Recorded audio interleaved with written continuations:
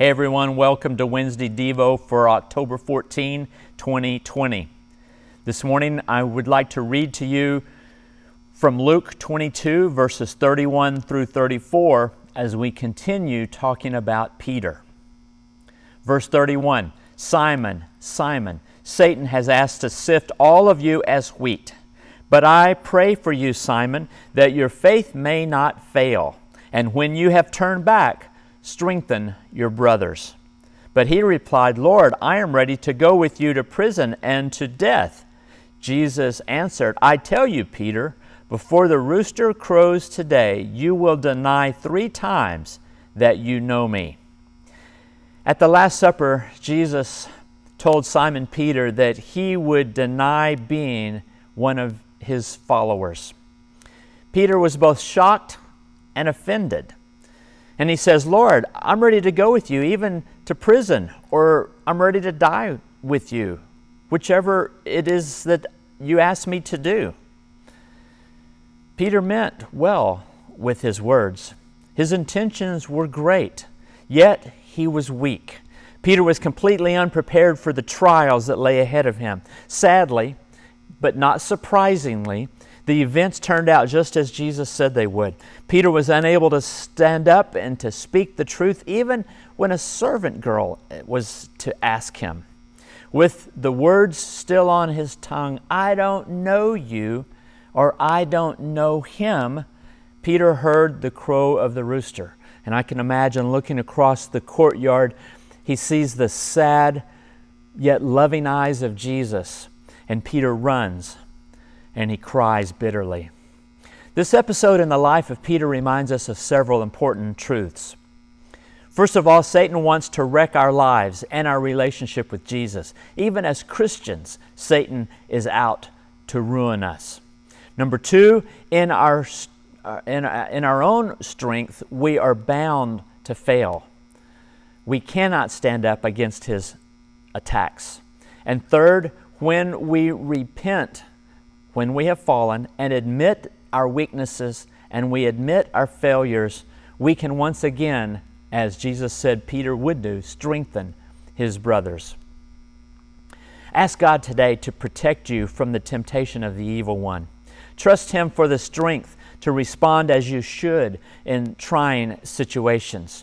If you fail, turn to God for forgiveness and for another chance. Just remember, good intentions are not enough against great temptations. Now, after the resurrection, Jesus meets up with Peter again. And guess what? Peter and his friends are out fishing. They fished all night, and it's this very similar sounding scenario. It sounds like when Jesus first met Peter and called him to follow him. And as they are in the boat, having fished all night, Jesus calls out to them from shore, Friends, haven't you any fish? No, they answered. And then verse 6 of John 21 says, He said, throw your net on the right side of the boat and you will find some. When they did, they were unable to haul the net in because of the large number of fish. Then the disciple whom Jesus loved said to Peter, It is the Lord.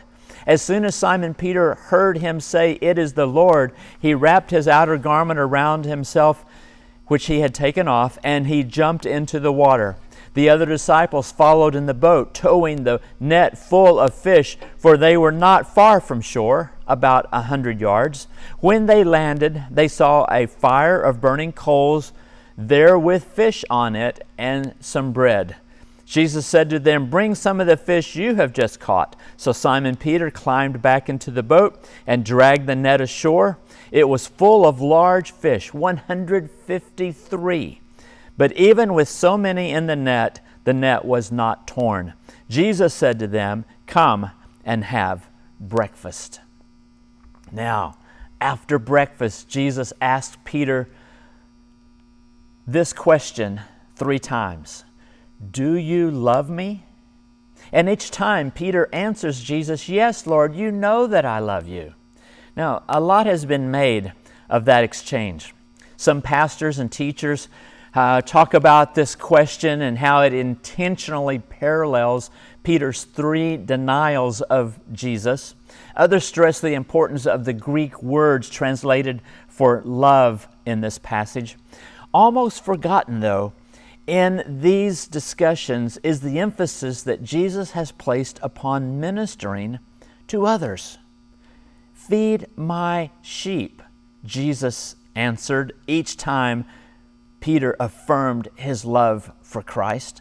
"If you really love me, you'll care for those who belong to me." Notice that not once did Jesus ask Peter if he loved sheep. The bottom line, motivation for ministry is and always will be a love for Jesus Christ and a willingness to act.